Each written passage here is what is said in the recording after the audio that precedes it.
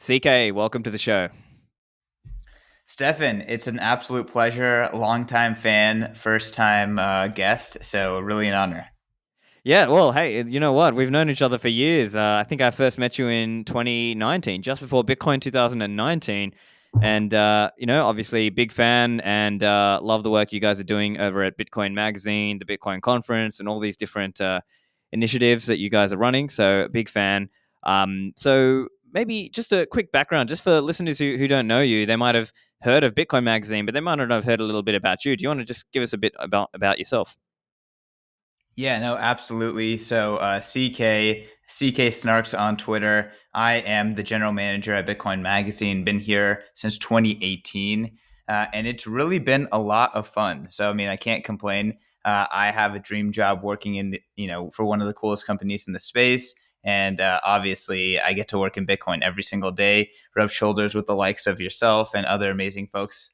And yeah, honestly, feel absolutely blessed. So, I just make Bitcoin Magazine happen.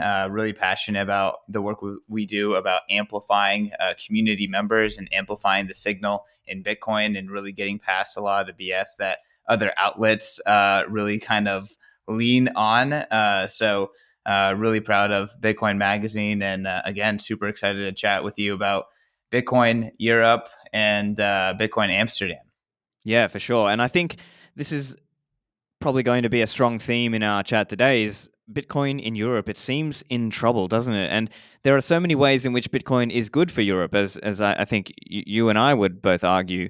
So, do you want to just give us a bit of an overview? What's the current situation? What is the current state of play with Bitcoin in Europe?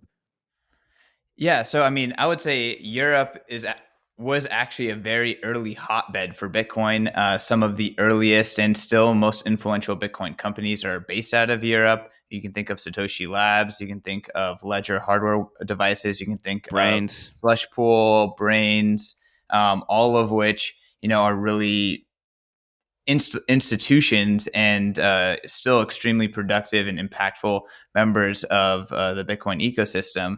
But then on the flip side, you see really strong attacks and advanced attacks against Bitcoin usage and Bitcoin users. We've seen a bill or law or proposition get struck down in late stages in European Parliament around banning proof of work. So obviously that didn't pass, but that's just the first go around. We're seeing really detailed and almost thoughtful sort of KYC and anti money laundering extensions into Bitcoin self custody and withdrawing off of exchanges. And we're seeing that being adopted and kind of forced down central points relatively quickly. We're seeing wealth taxes in Europe, and we're seeing confiscation of land, and we're seeing a lot of other things that aren't directly associated with Bitcoin, but I would say are attacks on Bitcoiners or setting up attacks on Bitcoiners. So, and Europeans in general. So, generally speaking, we're just kind of glossing over some of the high level stuff. I think that there's a lot of macro issues with Europe as well. We're seeing the euro trading below the dollar or at parity with the dollar for the first time since 2001. We're seeing the pound trading lower. We're seeing parabolic price of natural gas and other energy sources in Germany and other parts of Europe. Obviously, conflict in Ukraine. There's just a lot happening and a lot in question. Obviously, things happening in the Netherlands and in Italy with farmers and just people being upset and protesting. So general instability, and there's really no end in sight for the negative news. Yeah, absolutely. And so there's all these different forces moving in different directions. Of course, Bitcoin is there as a freedom technology, as I know you and I and many listeners believe in. But there's also these people who, in some cases, it's ignorance. In some cases, maybe it's a desire for control or power. They are attempting to dull the impact of Bitcoin in Europe and European countries. So I think probably the good point to start here is where do you think some of this is coming from? Is it out of ignorance? Is it out of malice? Is it out of fear? What do you think? I would say there's probably two kind of layers to consider here. I would say first, it's really hard to say it's just pure malice. I'd like to give even politicians the benefit of the doubt that they're a part of a system. They're reacting to fiat incentives. So I do think that generally speaking, people are trying to do what's best for their countrymen. We're seeing maybe some of the attacks against farmers and production in parts of the country or in parts of Europe from their politicians and their parliaments. Maybe that's stemmed in wanting to do something good for the environment or to stave off global warming. But that system is broken, and those decisions, they're being influenced by uh, negative forces, outside forces that people aren't necessarily disclosing. So I do think that ultimately that system has catastrophic end results, right? So despite maybe some politicians giving them the benefit of the doubt, they're pushing forward a system that cannot end well. I talk about this a lot on FedWatch, which is the podcast I do with Ansel Lindner. It's a macro podcast we do at Bitcoin Magazine. Ansel is an amazing macro analyst. I'm kind of just the dummy, really just kind of hashing it out with him and having him explain it to me. But, really at the root, Europe has a lot of issues with how it's set up. The EU has a lot of issues with how it's set up. There is a monetary union. They all use the same currency, the euro, but there isn't a fiscal union. There isn't a cultural union, and there isn't even a language union. So there are a lot of reasons why the EU is not similar to the US and can't behave like the US system, and really has its own kind of issues that it's trying to work through while still being a relatively new system. This was formed in the 90s, implemented in especially with the EU in the 2000s. So very, very new, implemented with the euro in the 2000s, and it's very, very new system, and with working with entrenched countries that have a history of not necessarily working well together. So very, very interesting kind of seeing what is happening with Europe in general, and what is causing these issues. Sure. And the guiding point for many of us in the Bitcoin world is education, and it's the value of teaching people about Bitcoin, what it really is. And I think part of what's going on now, maybe not all of it, but part of it is actually just down to people not understanding what Bitcoin is. So they think, oh, it's like it should be like regulated the same way that banking is, and therefore, we get this terminology that's wrong or misleading, like this quote unquote unhosted wallets terminology. So I'm curious, how much do you think that's playing into this? Sure. So I would love to talk about your Beauty On episode. I thought it was really fantastic, and I personally have consumed as much Beauty On content as I can. I think the way that he phrases and thinks about Bitcoin is really helpful and useful and accurate. And ultimately, I think this may have been a podcast that you've done, but all of the kind of like phrases or names of things in Bitcoin aren't actually real. Like there are no coins, there is no wallet. All of these things, they're just trying to constructs to help us as users understand, what we're doing in the context of Bitcoin with maybe some things that we're familiar with in the analog world. So when it comes to hosted wallets versus unhosted wallets and things like that, I mean, ultimately, obviously, these are attacks, right? So it's all about framing in order to maintain control. While giving the politicians a benefit of the doubt, they want to control their public, and they're not. This is not a secret. They are constantly pushing forward initiatives in order to lock down and permission and implement ways of monitoring their citizenry within the existing system and in the traditional system. And of course, they're going to be trying to find ways to have that monitoring, have that surveillance creep into Bitcoin, creep into the greater crypto infrastructure. So they're going to do whatever it takes in order to push that mandate forward, no matter if it's good or not. Again, they're pushing forward a system that has momentum, it has inertia, and that inertia is extremely hard to stop. So again, it's really important to understand that a unhosted wallet is just a wallet that is controlled by the user, and really a hosted wallet is a wallet that you don't control, or it's a sign. It, it's having someone else hold your signing information. So if you want Bitcoin's features as a European, you need to hold Bitcoin yourself. You need to have it in a wallet that you control, not a wallet that European politicians want to be able to control. So obviously, the rhetoric is an attack, and it's something that Europeans need to stay vigilant about, because using rhetoric, trying to paint Bitcoin users and Europeans that want to have sovereignty and control as the enemy, it's going to be coming, and I don't think it's going to take very long.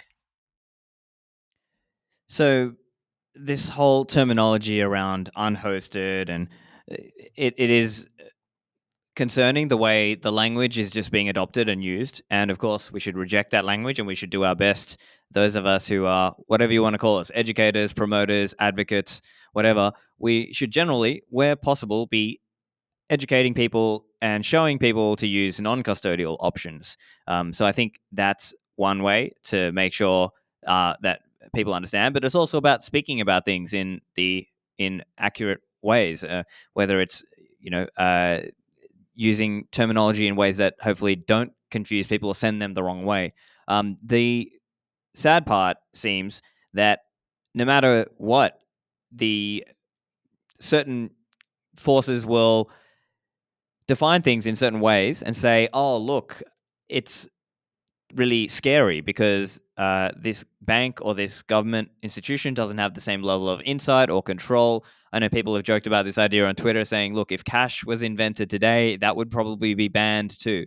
And so part of that is just this broader environment around AML, AML laws. So for people who are unfamiliar, AML stands for anti-money laundering. And so in this case, one of the crucial pieces of that is this notion of the travel rule. So, yeah, perhaps you want to just expand a little bit on what's going on around that specific regulation and what that impact is having for those people who are Bitcoin users and Bitcoin companies in Europe.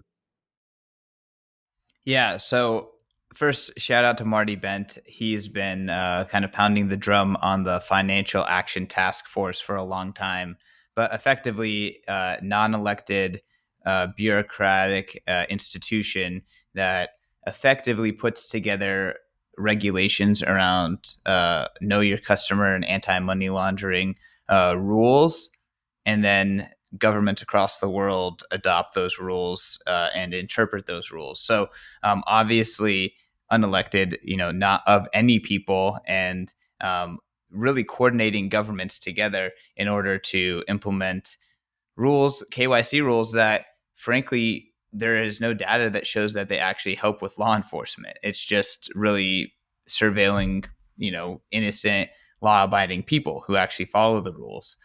So with this Financial Action Task Force, they've recently, in the last few years, have recommended the travel rule, which is effectively an information sharing mechanism and policy between exchanges and otherwise known as like digital asset.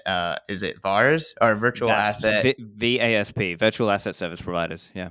Exactly. So there you go. So it forces these VASPs, pretty much exchanges, to share customer information as they're sending funds between each other. And then now that's being expanded into when you withdraw off those exchanges into let's just call it an unknown wallet, a wallet they don't recognize being owned by another exchange. they also have to collect information of like whose wallet that is, right? And so that's like that next creeping step into the Bitcoin infrastructure is enabling that. And we've even seen some wallet providers make it convenient to pass that information from your hardware wallet or your hot wallet on your phone. So it's really scary seeing that being implemented. It wasn't that long ago that people used to talk about, hey, I could buy Bitcoin without KYC. Now, it's very difficult to do that. And I could see a world where, at least in Europe, it's very difficult to withdraw your Bitcoin or withdraw it without some very heavy KYC, right? So as there's more and more KYC creeping into the Bitcoin overlay, and more of that, off-chain information is being linked to on-chain activity, that's bad for Bitcoin users. That's definitely bad for European users. And the scary thing is, honestly, is that we just don't know the full implications of this. When Bitcoin reaches a hyper Bitcoinized future, a lot of these early adopters are going to be insanely well off. And all of a sudden, this information, lives on the internet and on the Bitcoin blockchain for eternity. So we have no idea the implications of this. And again, the scary part is just this is just the beginning, right? And if you're European, you're seeing everything that's going on. Obviously, it's time to make a stand, because Bitcoin is one of the few sovereign tools that can help you, and that's being attacked alongside, pretty much everything else that is making life, the way we all know it today. Sure. And so let's say the summary here is there's this entity called the Financial Action Task Force, and they are made up of, they get funding from all these different governments around the world. And so there's pressure going both ways in some instances. So in some cases, things will come politically in the countries and it'll go up to FATF. And then the other aspect is FATF will push things down to regulators and into the different countries in various ways. So we've been talking about this on this show for years. So long-time listeners know, but newer listeners, the point here is that FATF are driving various controls into regulators and politicians in each of these different countries. And so typically there might be some scare, something might happen, and they'll say, oh, well, see, the answer is more surveillance. The answer is more AML. But more AML and more KYC and more all of this hasn't necessarily led to more successful prosecutions. As I've had Dr. Ron Paul, P-O-L, not Ron Paul, he's spoken about the ineffectiveness of AML and how it's just been such an ineffective strategy. And yet what we're seeing is these government politicians and regulators who sort of amp each other up to drive more and more KYC, more and more AML. And we see this as an example. Various countries will be what's called grey listed or blacklisted. And they'll say, you didn't do enough KYC and AML. We think you must be doing money laundering. That's what they say. And therefore, increase your KYC AML or we'll put you on the grey list. And once you're on a grey list or a blacklist, other banks may not want to do business with you or send money through to you. And it can make it difficult for somebody who's in that country to transact, obviously. So that's a little bit of the context about what's going on here. And of course, CK, I agree with you. I think this is something that should be fought. Now, probably the question could come back. There may be some, obviously, Bitcoiners tend to have a cypherpunk and libertarian bent. Some of them shun politics. They may say, I don't want to do any politics stuff. I just believe we should write code and build out products and services. What would you say to that view? Do you believe there's still a role for advocacy, lobbying, politics in this fight? I would say that the most important role is for education, right? So let's just say your personal bent is not to get involved in politics. That's fine, but you still can make a huge impact by educating other people about why these specific things are important and why the anti-money laundering laws that are, kind of being put in place, especially around Bitcoin and cryptocurrencies in Europe, are ineffective and actually hurt Europeans. And then from there, someone who actually cares about politics is going to go and push it in that avenue.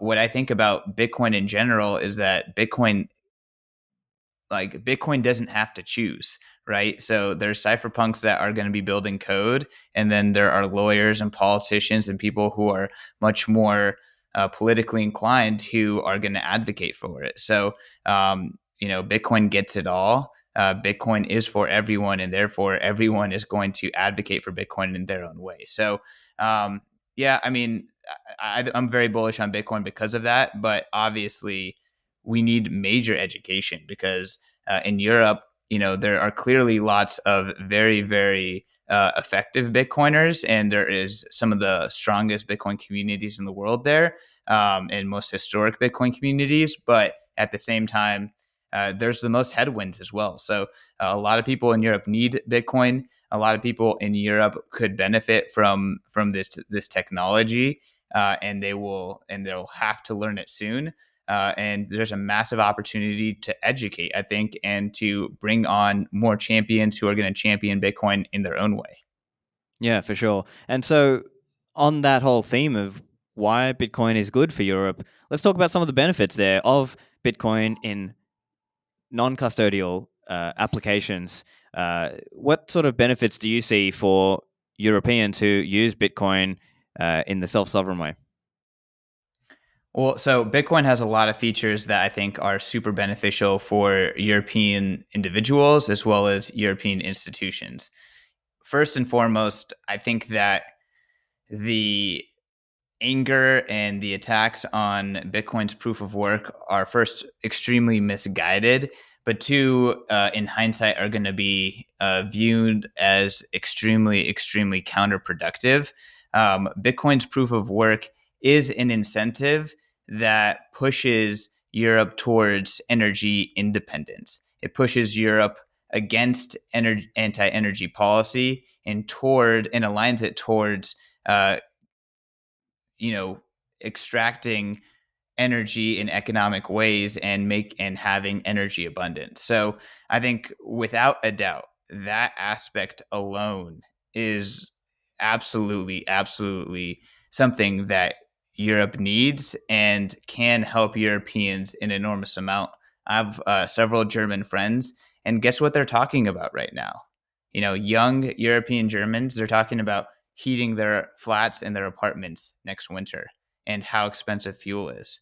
You can't imagine that you can do much in life when it's frozen over and you can't even, heat your space. So let alone, be productive as Germans typically are. It's difficult to do the basics without cheap and abundant energy. And Bitcoin is the incentive that's pushing against the anti-energy policy, anti-energy rhetoric, and anti-energy infrastructure that is currently being rolled out in Europe. So I think that's a huge one, Stefan.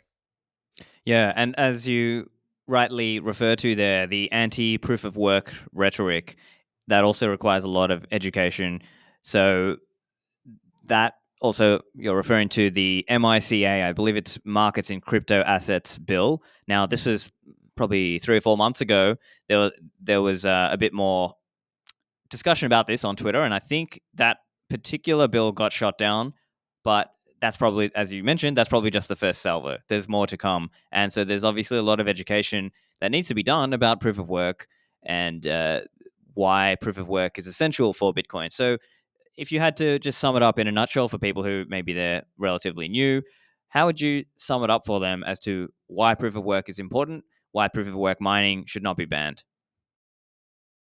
Well, first and foremost, proof of work is a innovation in how to create a objective truth on the internet and how to make sure that there is honest actors with absolutely no trust whatsoever between them. So it's part of the impeccable cocktail that makes Bitcoin what it is, and ultimately, and I think our friend Hass McCook has done some amazing analysis. Yeah. If you look at Bitcoin as a PPE system, philosophical, political, and economic system, and then you look at the cost of implementing that system. So we all live within some sort of political, philosophical, and economic system, and that's democracy, that is the Western rule of law, or that's totalitarianism, and kind of this top-down structure that we see out of China and the East. But we all live in a system like that, and Bitcoin itself is a system like that. And when you compare the energy costs that go into supporting a system like Bitcoin compared to supporting more traditional PPE systems, Bitcoin is orders of magnitudes cheaper. It's much, much, much, much, much more efficient. So if you actually look at the grand scheme of things, when Bitcoin's energy usage compared to any real other major industry, it's inconsequential, and the output is the best money we've ever seen. And again, money that Europeans can use to solve a lot of their problems. And we'll talk about some of the other benefits of Bitcoin as that money. But ultimately, even the conversation around Bitcoin's energy usage and comparing Bitcoin's energy usage to other uh, systems and industries doesn't even really, it's inconsequential in and of itself, because ultimately what Bitcoin does is incentivizes, and Bitcoin's proof of work, what it does is it incentivizes energy capture, because Bitcoin is the energy buyer of first resort and last resort. So effectively, when no one else will buy your energy, Bitcoin will buy your energy. And all of a sudden, that changes the game in terms of going and getting energy. And when you can go and get energy and you can have a reliable buyer, all of a sudden that creates the kind of groundwork for energy abundance, which is something that Europe is really, really lacking. So obviously, proof of work is vital for Bitcoin. Proof of work is vital for solving the Byzantine generals problem, which, if you don't know what that is, look it up. But proof of work, again, I can't stress this enough, is one of the most powerful tools in managing grids and incentivizing the capture of energy in the most efficient way possible, which is something that everyone needs, but it's desperately, desperately needed in Europe. Absolutely. And so I think it's all about education there. And I think there's different ways to drive that. That can be whether people are writing articles, whether they're doing podcasts, whether they're organizing Bitcoin meetups or organizing Bitcoin conferences. And I think that's something interesting to see out of what you guys are doing now. So I see you have Bitcoin Amsterdam. So do you want to tell us a little bit about that? Yeah, I definitely want to talk about Bitcoin Amsterdam. I want to talk a little bit more about Bitcoin too, though, because I think there's a lot of other ways that Bitcoin can help Europeans. But just a quick bit about Bitcoin Amsterdam.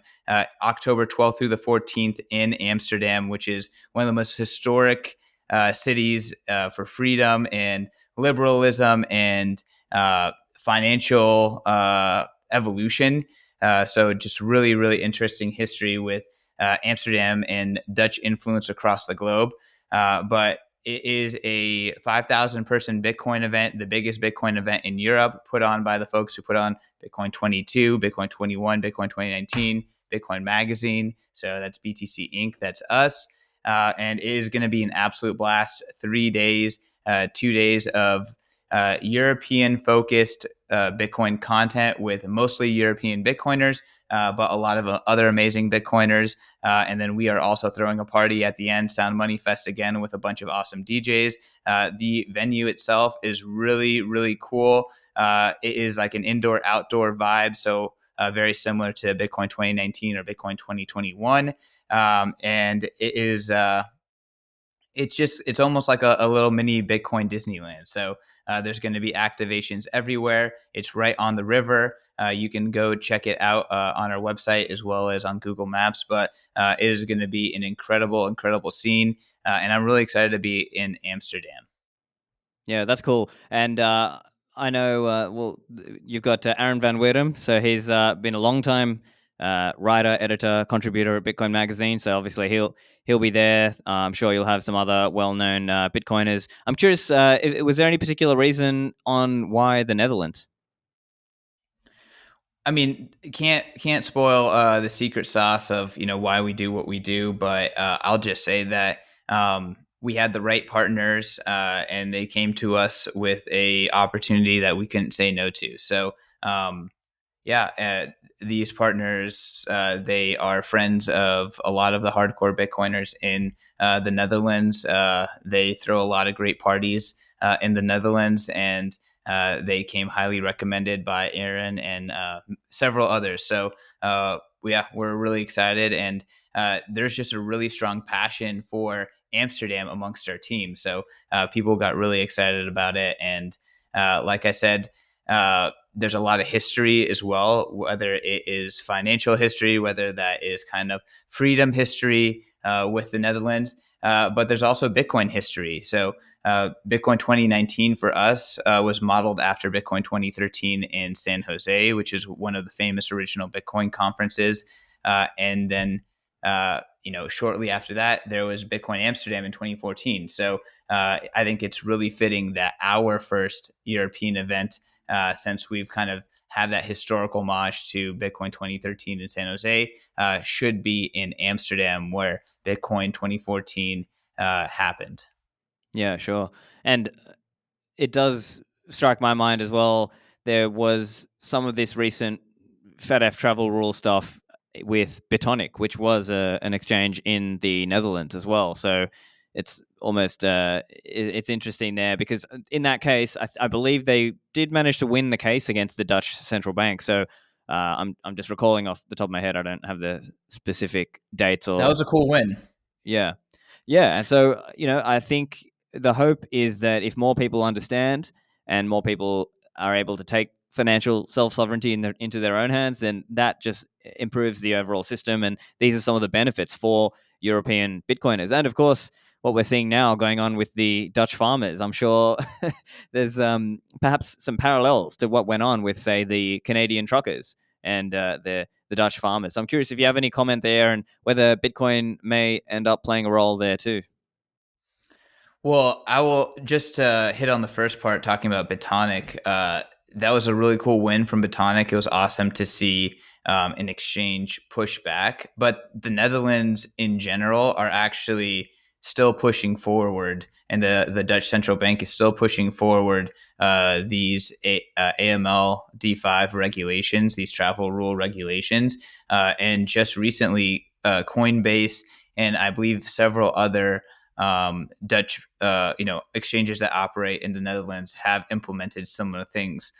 So it looks like Bitonic is not setting some sort of precedence that is hitting the Dutch exchange landscape across the board. It seems like that is only with Bitonic, and even it may not even be over for Bitonic. So there are a lot of awesome Dutch legal experts that have published great work on Bitcoin Magazine and elsewhere on Medium and things like that, kind of going into details around Bitonic and the AMLD5 implementation that is happening in the Netherlands.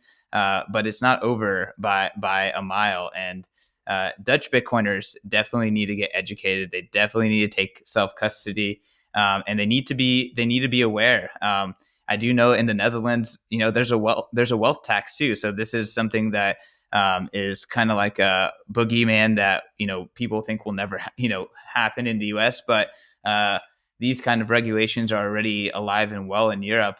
And to me, that just means you need a self-sovereign, censorship-resistant, portable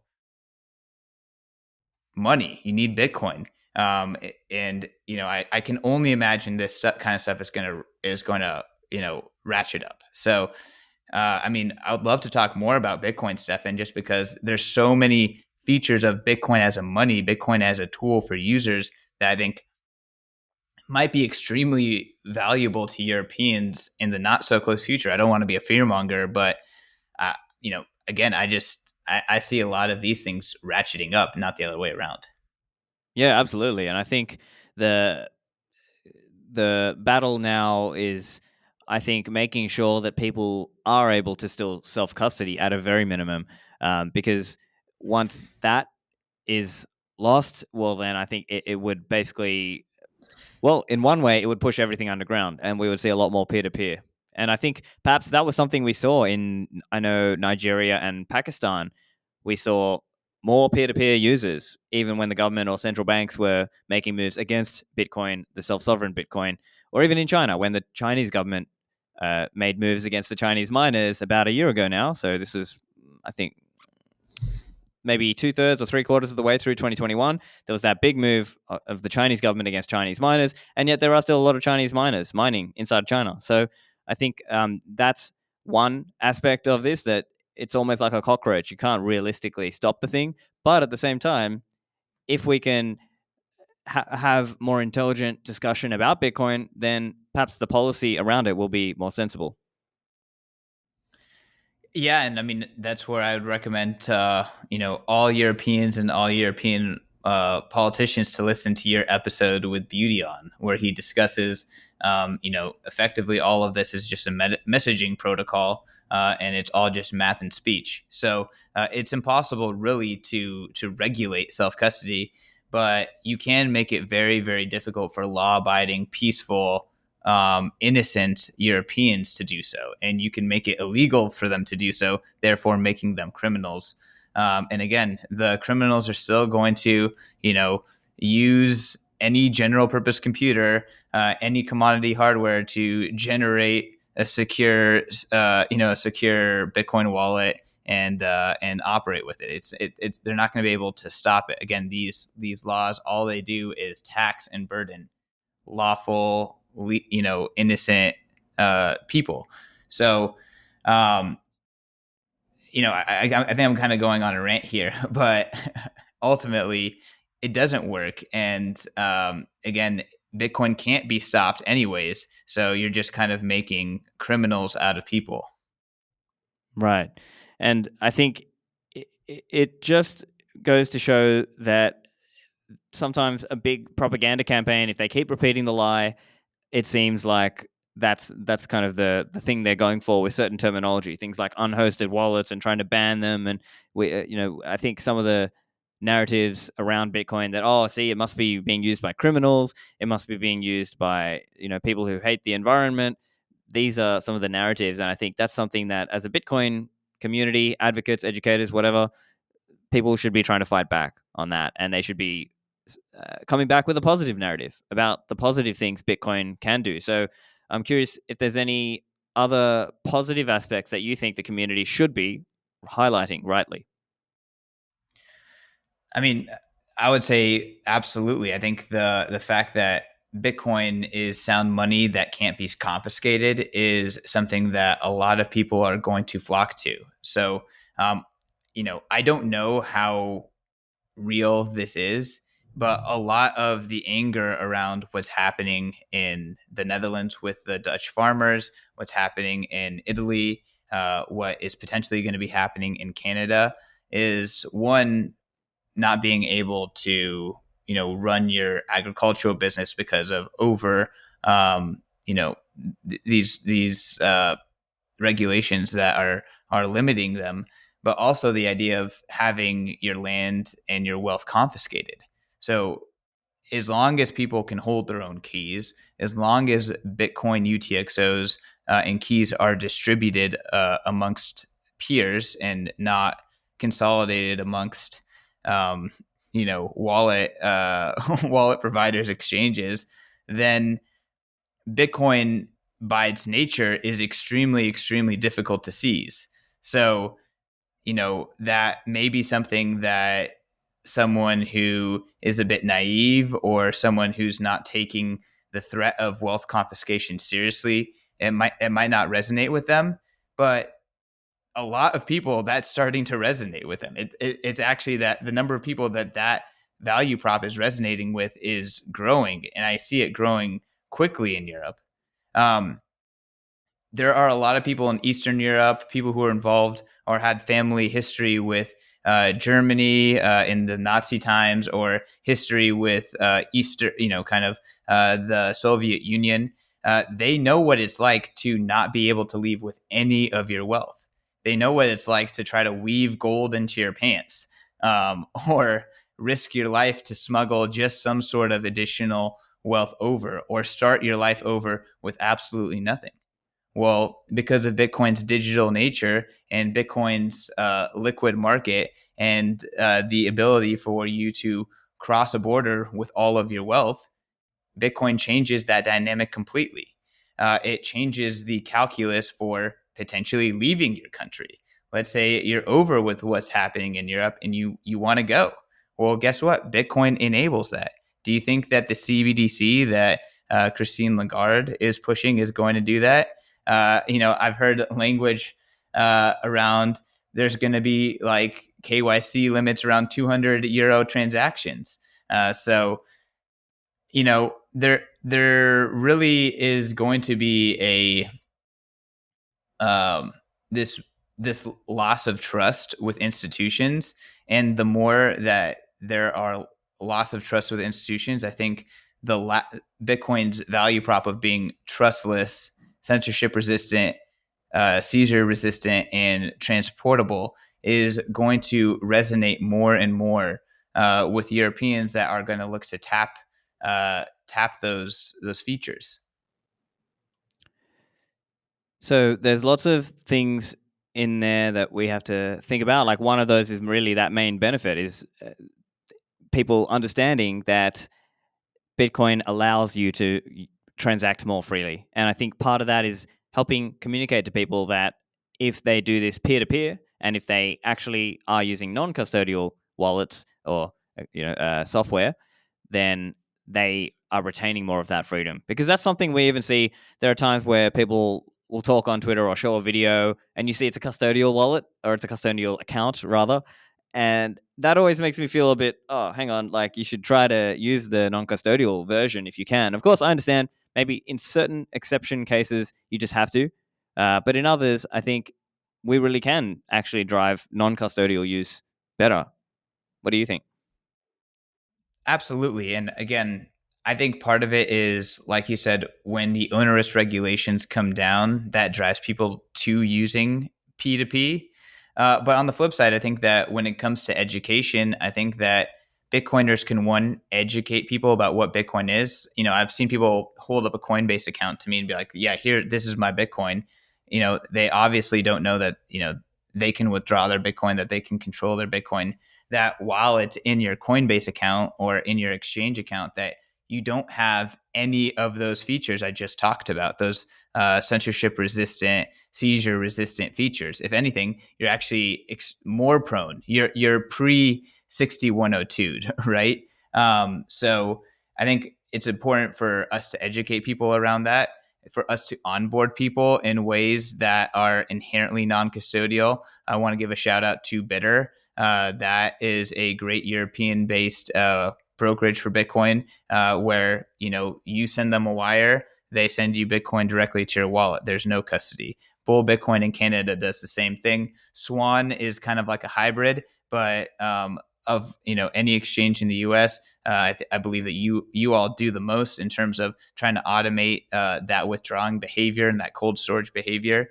But yeah, I mean, hey, shout out to Azteco, Beautyon's service, where you buy a voucher and then you claim that voucher on your non-custodial wallet. There is no custody involved whatsoever. So as well as much less onerous regulation because of the way that he's framed and manages the structure of his business. So shout out to Beautyon. There is a way, and I think that one of the best ways to learn about Bitcoin and using Bitcoin the right way, kind of coming full circle back to Bitcoin Amsterdam, is going to Bitcoin meetups, going to Bitcoin conferences. And if you're in Europe, there are tons of Bitcoin conferences going on right now, Bitcoin only conferences. And then obviously the biggest one is Bitcoin Amsterdam. So I think there's a lot of opportunity for Europeans to up their Bitcoin game. I think there's a lot of demand for Bitcoin's features in Europe, either today or in the future. And I truly believe that Bitcoin is good for Europe, and that Bitcoiners need Europe. Europeans need Bitcoin, and just really excited to be able to meet the Bitcoin community in Europe, as well as hopefully show some curious or interested Europeans what the European Bitcoin community is like. That's my favorite thing about the Bitcoin conference, is bringing new coiners and showing them what the Bitcoin community, what the Bitcoin revolution is all about. Yeah, and I agree with you, and I think this is one of those things where I sometimes I see this message put out online of, oh, why pay to go to this conference? I can just get the stuff online for free. I mean, I'm from my point of view, I see that a bit like, look, I understand for some people, yeah, you can see talks online for free, but part of that is actually it's a way for people who are new to come and learn. And I think sometimes until you've met people and really made it real in your own mind, it's just not the same.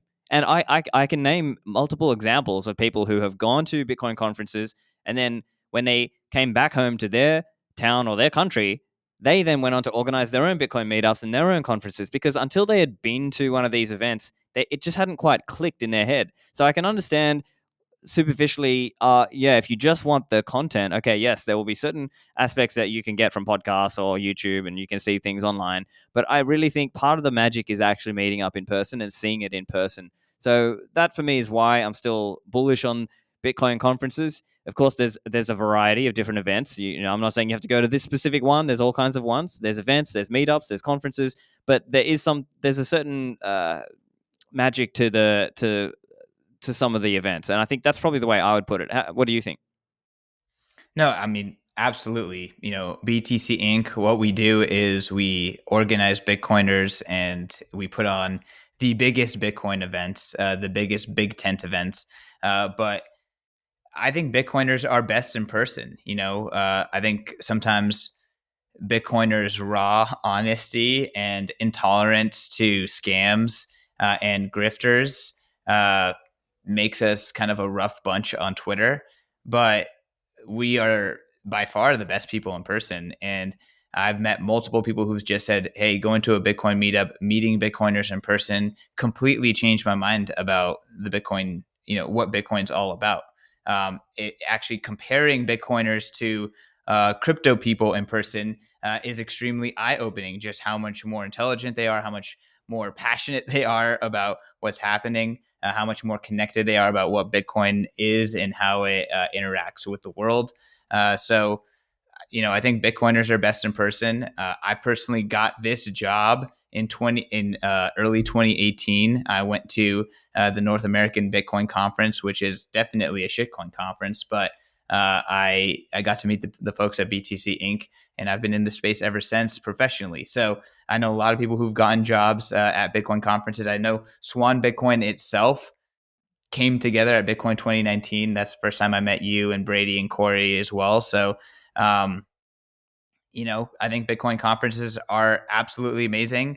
Bitcoin meetups are absolutely amazing. And meeting Bitcoiners in person, that's the whole point. Bitcoin is this digital revolution that gets you out in real life, that makes you interact with the real world as well. And I think that is very, very obvious when you just see how many Bitcoin community in-person events there are. There's just an insatiable demand.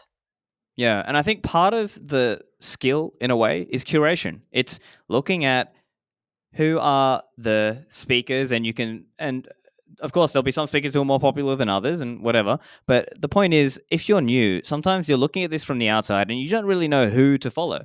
You don't really know who to actually listen to. And sometimes when you actually go to the conference and you meet people, you make friends, you make connections in the space, then you start getting an idea of, oh, okay, actually there's a philosophy about this, there's actually a message and a broader movement going on here. So I think those are some points that are perhaps missed sometimes in the online conversations that I see.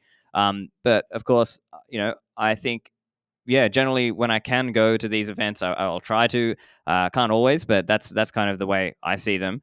Um, but I also wanted to get your views from a Bitcoin magazine perspective as well, like in terms of what you're doing around writing and putting out content from a Bitcoin magazine point of view for Europe. So can you elaborate a little bit on that?